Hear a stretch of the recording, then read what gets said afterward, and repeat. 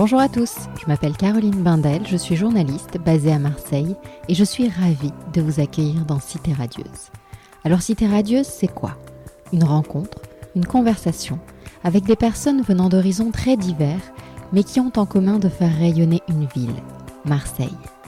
Elles y vivent, y ont vécu ou tout simplement l'aiment pour ce qu'elle a à offrir.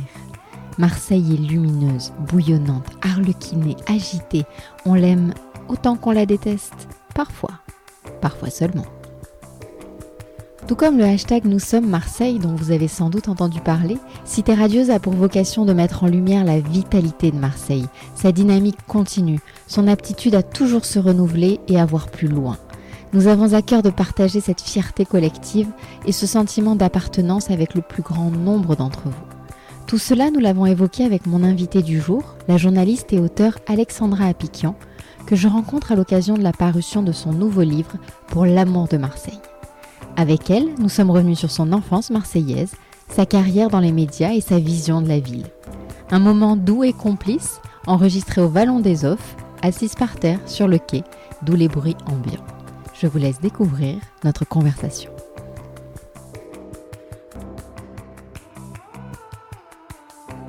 Bonjour Alexandra. Bonjour Caroline. Je suis ravie de te recevoir dans Cité Radieuse. Enfin, je suis ravie d'être avec toi sur Cité Radieuse, enfin comme tu dis. Plaisir partagé, car tu es une vraie ambassadrice de la ville depuis très longtemps. Tu as toujours revendiqué ton origine marseillaise à Paris, où tu travailles. Vrai. Ton port d'attache reste Marseille, qui t'inspire tellement que tu viens de lui consacrer un livre, Pour l'amour de Marseille, aux éditions Magellan et compagnie. Évidemment, on y reviendra. Mais pour commencer, je voudrais qu'on dise un mot de là où nous nous trouvons pour enregistrer aujourd'hui le Vallon des Offres, cher à ton cœur. Tu peux nous en dire un mot ? Oui, c'est en fait mon petit coin de paradis marseillais. Je crois que tout le monde ou presque le sait maintenant. Et je crois aussi, oui. Ceux qui te suivent sur les réseaux sociaux, en tout cas, le savent. Les réseaux sociaux, le savent. Et ceux qui ont lu mes petits livres sur Marseille le savent. Donc là, en fait, on est face... à ce pont en fait emblématique du Vallon des Offres et à ces barques colorées et ces petites maisons colorées, ces cabanons de pêcheurs en fait qu'on distingue par toutes ces couleurs vives. Et donc voilà, donc on est dans un endroit très apaisant. Alors Marseille, tu y es née. Oui. Si tu devais résumer ton enfance marseillaise, que dirais-tu ? Alors, mon enfance marseillaise, elle se passe au centre-ville, en centre-ville de Marseille, et notamment dans un jardin d'enfants qui m'est cher et qui a beaucoup changé depuis, le Palais Longchamp, le jardin Longchamp, oui. Donc, qui se trouve derrière le Palais Longchamp. Voilà, c'est donc j'ai beaucoup d'images de mon enfance dans ce jardin. Voilà, donc c'était vraiment, je suis une enfant et une adolescente du centre-ville de Marseille. Voilà, les Réformés, Saint-Charles, la Canebière, le Vieux-Port. Plus du centre-ville que du bord de mer. Complètement du centre-ville même. Oui. Le bord de mer, c'était le Vieux-Port. Donc beaucoup de balades, de restos, d'après-midi familiales sur le Vieux-Port. Et puis le bord de mer, alors c'était un peu en dehors de Marseille, au Lec, comme beaucoup de Marseillais qui ont leurs attaches dans des petits villages et stations balnéaires, donc qui se trouvent à quelques kilomètres de Marseille. Et puis effectivement de temps en temps la corniche et le bord de mer. Mais c'est vrai que mon quotidien se passait forcément en centre-ville. Donc c'est là que tu es allée à l'école, c'est là que tu as fait tes études. À quel moment l'envie d'entreprendre des études de journalisme s'est imposée à toi ? Et est-ce l'amour de l'écriture qui t'y a poussé ou pas ? Alors c'est complètement et entièrement l'amour de l'écriture qui m'y a poussé. C'était vraiment, voilà, fallait trouver pour moi un métier qui pouvait me faire écrire et combler ma passion pour l'écriture. Donc ça s'est présenté de manière un peu... de manière naturelle et au moment où il fallait choisir un cursus, donc à la fin du lycée, après ton bac, etc. Donc tiens, si on faisait l'école de journalisme. Ouais. Bon, tu avais déjà écrit à ce moment-là, tu écrivais déjà. Oui, j'écrivais quand j'étais adolescente, j'avais écrit des nouvelles, j'avais gagné un petit concours de nouvelles. Et donc voilà, donc ça me plaisait beaucoup et je voulais absolument que mon métier comporte cet aspect-là absolument, quoi. Parce qu'assez vite pour le boulot, donc tu files à Paris. Est-ce que tu as des souvenirs de l'accueil qui t'a été réservé là-bas en tant que Marseillaise ou est-ce que c'était un non-sujet ? Alors ça dépendait, mais en fait moi j'ai voulu en faire un non-sujet, ne serait-ce que par rapport à la distance. Au tout début je travaillais à Paris tout en vivant à Marseille, donc c'était pas forcément simple, mais comme j'avais la chance d'habiter tout près de la gare Saint-Charles, pour le coup c'était une chance d'avoir donc ce trajet en 3 heures de TGV. Donc j'avais fait en sorte que mes employeurs, qui étaient le Monde.fr à l'époque, fassent appel à moi en fait, peu importe le délai, peu importe quand on me prévenait en gros, et j'arrivais comme si j'habitais en fait 2 arrondissements plus loin. Et donc du coup c'était un non-sujet dans ce sens-là. Et c'était un sujet mais très drôle en fait, et je garde effectivement quelques souvenirs précis de quelques séquences où je me retrouve dans des clichés de base de tout Marseillais qui arrive à Paris et qui bosse d'un coup et qui oublie en fait, et qu'il y a des réflexes qui reviennent. Et effectivement tu reviens d'une manif, que tu étais en reportage dans une manif, et tu reviens. Et puis tu fais ton débrief avec tes collègues journalistes, et là sort une phrase qu'il fallait pas sortir. Tu dis ah ouais non mais là il y avait des gains, et là tout le monde te regarde. Et oui. Là tu parles étranger du coup. Là tu parles étranger, donc on te regarde bizarrement. Donc effectivement le dégain, c'était souvent le dégain et sa pègue qui peut te sortir à la cantine, tu vois, à tout moment le plateau il pègue, là tout le monde qui te regarde, qu'est-ce qu'elle raconte. Ça colle donc. Et voilà, donc ce genre de petites séquences marseillaises à Paris, oui ça m'est arrivé forcément. Alors, tu as parlé du Monde.fr, il y a eu Pure People, Première.fr. Est-ce que tu peux nous dire 2 mots de ton parcours dans les médias à Paris ? Écoute, oui, j'ai traversé quelques rédactions plutôt sympathiques, effectivement, le Monde.fr, le Post.fr, Première.fr chez Lagardère, où j'ai été rédactrice en chef de la partie People, puis Banijé, la boîte de production. Voilà, écoute, actuellement je suis plutôt en freelance sur le digital toujours, parce que ça a été ma spécialité au fil des années, donc soit pour des médias, soit pour des marques, en conseil, en rédaction en chef, ou en ligne éditoriale, les réseaux sociaux, etc. Qu'est-ce qui te manque le plus quand tu es à Paris de Marseille ? Le ciel bleu. C'est très cliché, hein, mais c'est le ciel bleu. La lumière, le ciel bleu. Je pensais pas. En fait, avant d'être à Paris, je ne pensais pas être aussi sensible à ça, en fait, à la lumière. Et c'est vrai que tu t'en rends compte quand pendant plusieurs semaines, et je pèse mes mots, plusieurs semaines, parce que souvent on croit qu'on exagère, mais pas du tout. Plusieurs semaines où tu ne vois absolument pas de lumière, où le ciel est gris, voire gris foncé ou gris blanc, c'est encore pire, très lourd, ce fameux ciel très lourd, et où tu ne vois pas la lumière. Et là, en fait, ça ne va pas du tout. Et c'est vrai que moi, ça joue beaucoup sur mon moral, sur mon humeur. Donc, je me sens très sudiste à ces moments-là. Et donc, c'est pour ça que j'ai la chance, en fait, de pouvoir aller à Marseille, me ressourcer et retrouver cette lumière. Et donc, j'essaye de faire en sorte d'avoir une vie qui me permette de faire ça. Et à l'inverse, parce qu'on ne rentre pas dans ces guéguerres-là, nous, quand tu es à Marseille, qu'est-ce qui te manque de Paris ? Oula, déjà l'hésitation, c'est pas la même. C'est pas la même, c'est pas aussi évident. Non, j'allais dire, le mot qui me vient à l'esprit, c'est l'ambiance.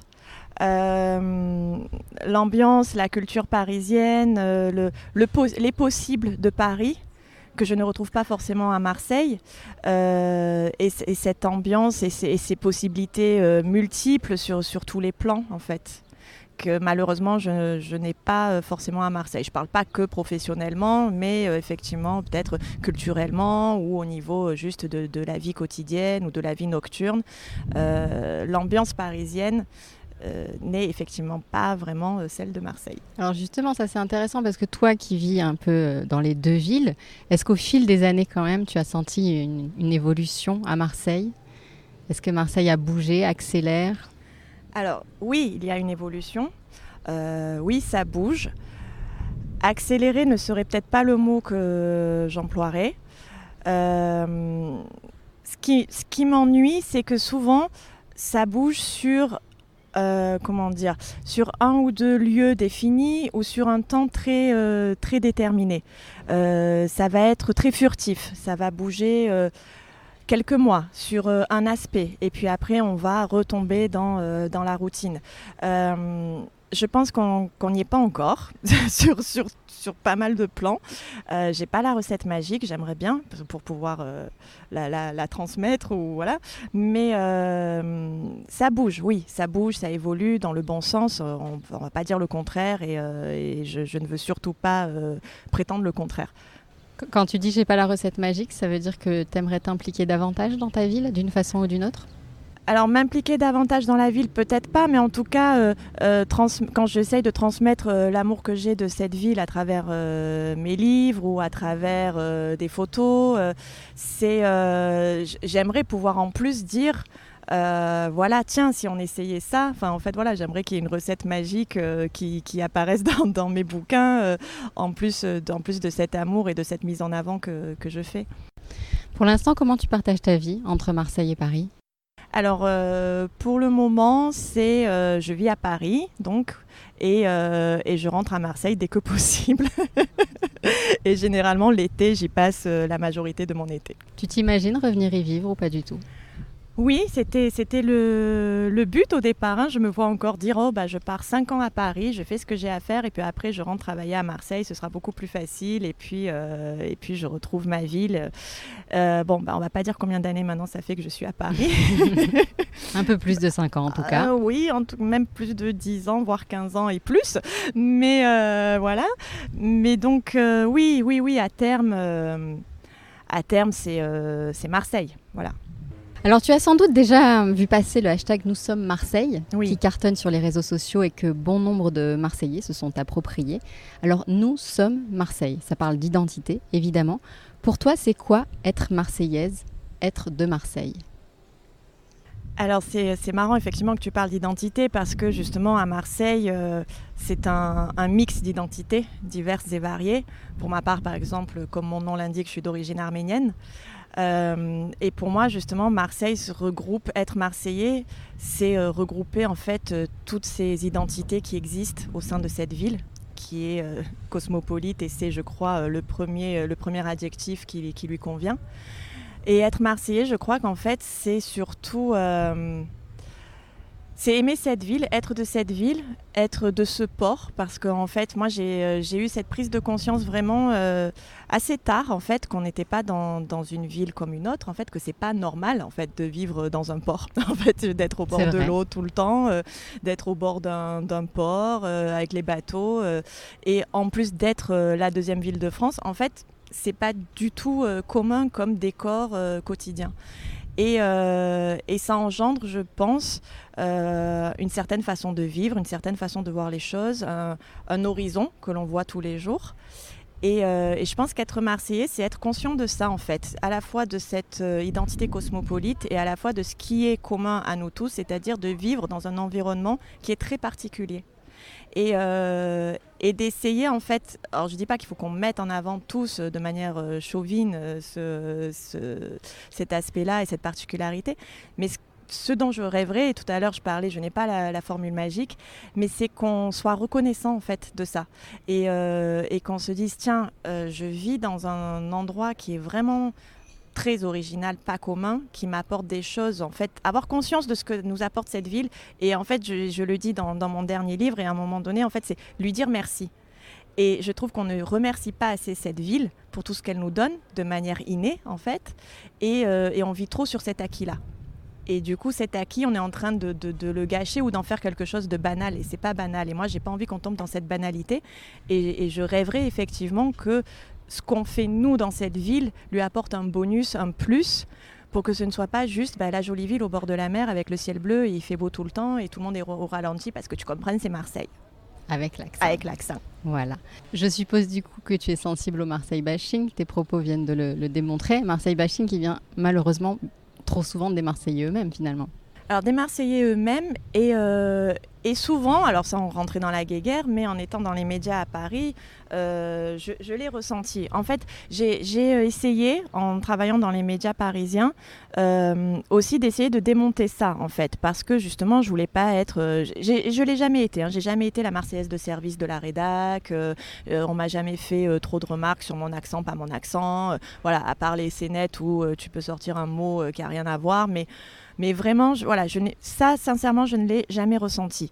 Et justement, je me faisais un point d'honneur à essayer de parler de ma ville autrement, parce que moi, ce Marseille bashing, je l'ai beaucoup ressenti aussi de la part des médias parisiens. C'est-à-dire que quand on vient faire un reportage sur Marseille, c'est une équipe parisienne qui vient avec ses a priori, ses clichés.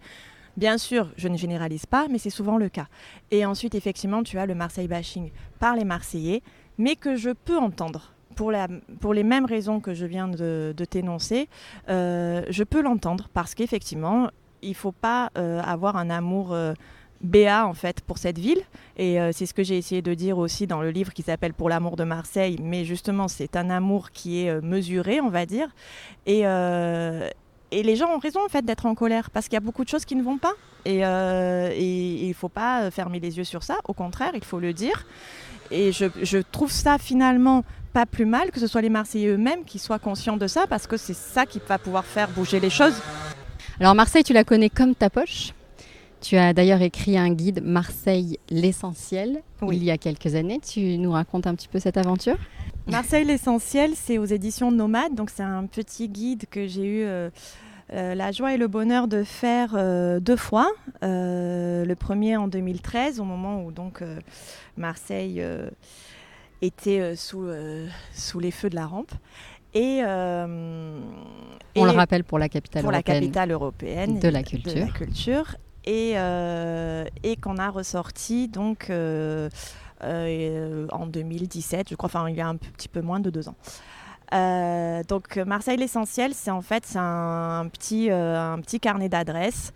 Ce sont mes adresses en fait que j'ai fréquentées, que je fréquente toujours, dans lesquelles on peut absolument me voir à tout moment. Donc c'est très authentique et très sincère, que j'ai choisi vraiment par rapport à ma vision de la ville et à mes endroits. Donc c'est un guide qui est complètement indépendant. Donc il y a 160 adresses, culture, sorties, activités, avec des interviews aussi de Marseillais. Toujours disponible en librairie. Et on conseille aux touristes qui viendraient se balader ici, aux Marseillais même. Qui ont besoin d'un petit plan de sortie, de bar, de café, parce qu'effectivement, moi, on me demande souvent, alors qu'on soit Marseillais ou non Marseillais, souvent les Parisiens aussi. Donc en fait, je suis la Marseillaise de service pour les bons plans. Ça, effectivement, j'ai cette étiquette-là. On m'envoie des petits messages pour me dire « Hey, je vais à Marseille 2 jours, tu me files tes adresses ?» Donc, alors après, je veux pas être relou, mais c'est mieux d'acheter le guide. C'est plus sympa d'aller consulter le guide parce que du coup, ça m'évite de répondre à 50 personnes avec le même topo. Mais évidemment, je le fais de bon cœur. Mais ce que tu dis est drôle, t'es pas la première invitée à me le préciser, c'est qu'effectivement, il y a de plus en plus de Parisiens qui viennent à Marseille passer le week-end et qui demandent des adresses et tout ça. Et donc, Marseille devient une ville touristique. Tout à fait. Où on passe même des vacances, ce qui n'était pas du tout le cas il y a quelques années en arrière. Il y a beaucoup de touristes qu'on ne voyait pas du tout avant, des nationalités de touristes qui ne venaient pas du tout à Marseille avant. Il y en a vraiment de plus en plus et c'est très cool.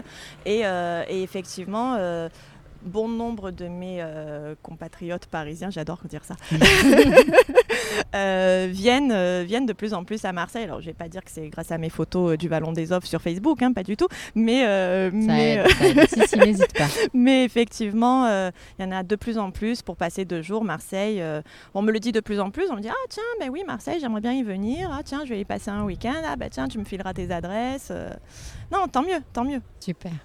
Alors revenons-en à ton actualité.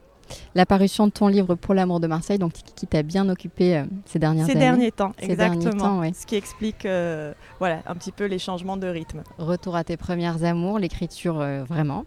On plonge dedans, on se laisse guider, tu nous prends par la main et on part à la découverte de la ville. Tu commences d'ailleurs en disant « Marseille ne se raconte pas, elle se vit. Viens, je t'emmène ». Alors, comment est né ce livre ? Et ce qui m'intéresse aussi, c'est de savoir comment tu l'as écrit. Qu'est-ce qui a guidé tes choix de quartier, de lieu, ta façon d'écrire ?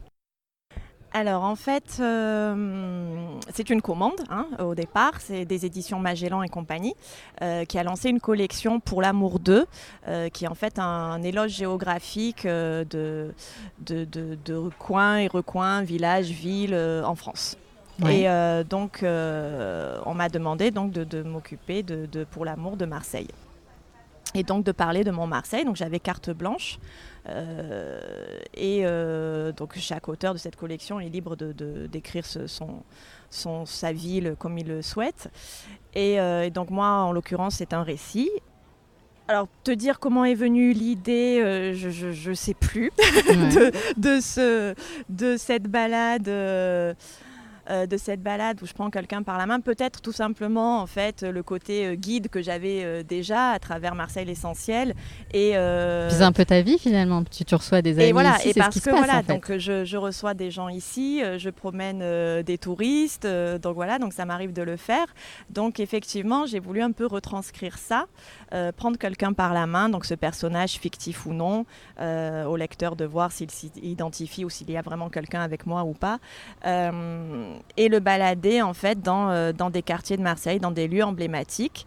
Donc l'idée effectivement, comme ça s'adresse majoritairement à des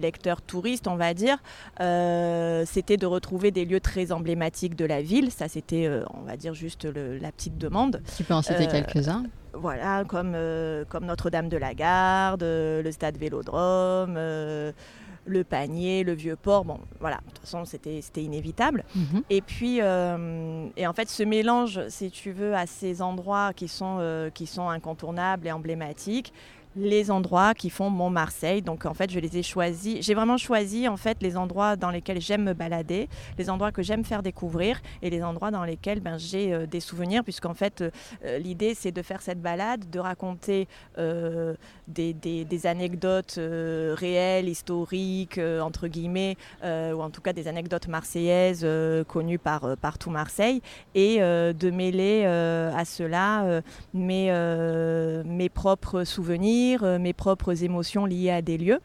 Donc voilà, donc c'est un mix de choses marseillaises et de choses personnelles. Donc voilà, donc les lieux ont été vraiment choisis par rapport à mon vécu marseillais.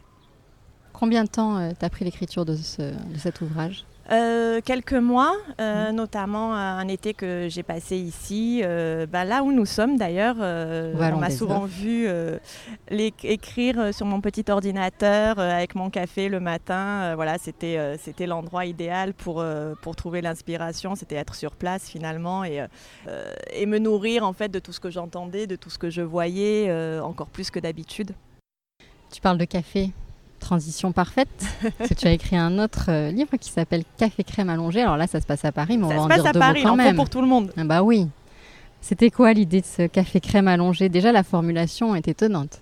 Oui, alors café crème allongé, en fait la formulation je la dois juste à une personne qui avait commandé ça à côté de moi un jour dans un café tropézien d'ailleurs. Et j'avais aimé en fait et j'avais commencé à commander ce café-là en fait qui est en fait un café crème donc les barman ne comprennent pas forcément quand tu demandes un café crème allongé parce que c'est soit un allongé, soit un crème, les deux c'est très bizarre. Et j'adorais en fait cette sorte de malentendu. Et le café crème allongé, du coup il y a cette idée de repos un peu dans ce titre, puisque l'idée en fait c'était de mettre en avant le break du quotidien, le fait de prendre le temps. C'est un peu l'éloge du temps de l'école buissonnière à l'âge adulte, de ce moment où en fait on veut breaker avec ce quotidien qui nous happe trop, qui nous bouffe et prendre enfin le temps de revenir à l'essentiel, c'est-à-dire de regarder ce qui se passe autour de soi sans regarder son téléphone, sans être stressé, pressé par le temps. Et ça, c'est très important pour moi par rapport à mon travail d'écriture, par rapport à ma vision de la vie. Et c'est grâce à l'écriture que je reviens souvent à ça, en fait. Et donc, à travers donc ces nouvelles, en fait, ce sont des petites nouvelles. Donc, le concept, c'était en fait de prendre le trajet d'un bus qui va du domicile au lieu de travail. Et bon, c'est effectivement d'arriver en retard au travail. Et oui, prendre le temps. Oui, c'est l'école buissonnière, quoi. Et de s'arrêter, en fait, chaque matin à une terrasse de café qui se trouve sur ce trajet. Et de commander donc ce fameux café crème allongé avec toute la symbolique qu'il y a derrière et qui avait un air de vacances pour moi puisque la première fois que je l'ai entendu prononcer, c'était à Saint-Tropez. Et de passer une heure en fait à regarder juste, à être là, à être présent dans le moment. Et c'est quelque chose qu'on ne s'octroie plus et qui est pour moi vital en fait. Et du coup, voilà, c'est ce que j'ai essayé de raconter à travers 24 cafés dans Café Crème Allongé. Si tu écrivais le même bouquin à Marseille, tu remplacerais le café crème allongé par quelle boisson Je sens que typique? tu as très envie que je dise pastis. Je sais pas, non. Tu peux, j'adore, mais il y en a plein d'autres. Non, alors oui, effectivement, ça pourrait être le verre de rosé, ça pourrait être le pastis, mais ça fait très alcoolique d'un coup. C'est ça. Donc ce serait après le boulot du coup. Ça serait après le serait boulot un autre pour concept. l'afterwork. C'est ça. Alors en préparant cette interview, pour en revenir à Pour l'amour de Marseille, j'ai eu envie de citer plein de passages, vraiment. C'est extrêmement bien écrit, sincèrement. Merci, c'est gentil. J'en retiens un et j'ai envie que ce soit toi qui le lises. Ah, alors dis-moi. Marseille, c'est un peu proustien pour moi. C'est à la fois le temps perdu et retrouvé, le passé et le futur qui se mêlent dans un lent présent que j'aime faire durer. J'adore. Vraiment, j'adore. Et dis-moi un peu plus. Je suis sensible au fait que tu aies été du coup sensible à ce passage parce que c'est effectivement quelque chose que je ressentais profondément. Parce que oui, par rapport à mon histoire personnelle, Marseille, c'est ça, c'est à la fois mon passé et mon futur, en tout cas, que je souhaiterais. Et c'est ce présent que je fais durer parce qu'en fait, pour en revenir un petit peu à ce même concept que Café Crème Allongé, on pourrait tout à fait retrouver cette phrase dans ce livre aussi. C'est la quête du temps, en fait. C'est vraiment la quête du temps, c'est prendre le temps. Être à Marseille, pour moi, c'est être dans le sud où le temps dure longtemps. Et c'est vraiment ça, c'est partir à la recherche de ce temps perdu quand on n'y est pas. C'est le temps retrouvé quand on y revient. Et c'est un passé et un futur qui se mêlent, mais dans un instant présent que j'ai envie de vivre toujours au ralenti quand je suis ici, et notamment au Vallon des Offres. T'as conscience qu'en disant que le temps dure longtemps, tu m'as mis une chanson en tête quand même. Évidemment, mais tu sais que tu vas la chanter à la fin de l'interview. Évidemment. Alors question, je crois connaître la réponse, mais où ailleurs qu'ici pourrais-tu vivre? Ici? C'est ça. Ça me va. Je n'en attendais pas moins de toi. Et pour finir, Alexandra, le traditionnel questionnaire de Cité Radieuse. Qu'on adore. Si Marseille était une image? Alors j'hésite. Est-ce que j'ai le droit? Tu as le droit à deux. Bon, alors, allez. J'aimerais te dire une vue aérienne du Vieux-Port avec ces grands mâts de bateaux et Notre-Dame de la Garde qui nous protège et qui protège cette ville de manière tellement symbolique. Je trouve ça très beau en fait d'avoir un tel symbole dans une ville. Donc ça, j'aime beaucoup comme image de Marseille. C'est très cliché, mais j'aime beaucoup. Et une un peu plus personnelle, mais qui est tout aussi cliché, mais j'assume les clichés de cette ville et c'est ce que j'essaye de revendiquer d'ailleurs dans le livre. Alors on va dire un verre de rosé en premier plan. Ouais. Avec derrière, tu vois, les deux barques, la barque verte, la barque bleue sur l'eau du Vallon des Offres et le pont derrière avec le coucher de soleil qui va se dérouler en fait au milieu des arches du pont avec cette lumière orangée et rosée. On l'adore celle-là. Si Marseille était une chanson? Alors je vais pas être très originale, donc tu l'as bien compris, c'est le Sud de Nino Ferrer. Parce que Marseille c'est mon Sud, c'est le Sud et que dans cette chanson, il y a à la fois ce côté douceur de vivre, et à la fois de la violence, une brutalité. Et Marseille, c'est ça pour moi. C'est vraiment ces deux aspects, c'est ce contraste entre une douceur de vivre, mais qui n'est pas une dolce vita à l'italienne, genre romantique, etc. Non, c'est une douceur de vivre avec un caractère très fort, une brutalité, une certaine violence. Et je trouve que cette chanson lui va à merveille. Si Marseille était un film? Alors, je ne pourrais pas te citer de film parce que pour moi, les rues de Marseille En fait, sont plus qu'un film. En fait, la réalité dépasse la fiction à Marseille. Donc, c'est tout Marseille qui est un film. Et ton expression marseillaise préférée?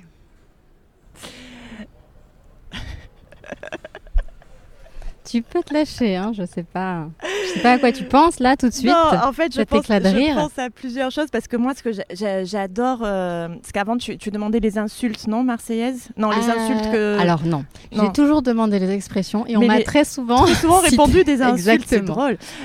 Alors moi, ce que j'aimerais dire surtout, c'est que toute insulte dite avec l'accent marseillais prend pour moi une tournure d'expression. La pire vulgarité avec l'accent marseillais, j'adore en fait, ça me fait mourir de rire. Donc je ne vais pas partir dans les vulgarités, mais il y a une expression, en fait il y a deux choses, mais qu'on dit très souvent ensemble parce qu'on se connaît bien. Il y a un ma foi, mais dit avec un tel accent il faut trouver le bon moment et sortir le et ma foi. Il y a le ma foi et il a son petit smiley. Et il a son emoji, petit smiley emoji avec les bras tendus, genre et ma foi. On est d'accord. On a ça et puis à un moment donné, on peut pas l'éviter quoi. Incontournable. C'est un endroit qui ressemble à la Louisiane. À l'Italie, il y a du linge étendu sur la terrasse et c'est joli. Voilà, il n'y avait pas de raison qu'on leur mette pas un peu dans la tête aussi quand même. On dirait le Sud, le temps dure plus longtemps. Évidemment, 1 million d'années. Tout à fait, on espère en tout cas. On espère. Merci beaucoup Alexandra. Merci à toi Caroline. Longue vie à Pour l'amour de Marseille. Merci beaucoup. Et plein de réussite dans tes projets à venir. C'est très gentil, merci beaucoup. Salut. Merci de m'avoir reçue sur Cité Radieuse et je vous embrasse tous et je vous souhaite un bel été surtout. Merci, à très bientôt. Voilà, c'est terminé pour aujourd'hui. Si cet épisode vous a plu, faites-le savoir autour de vous.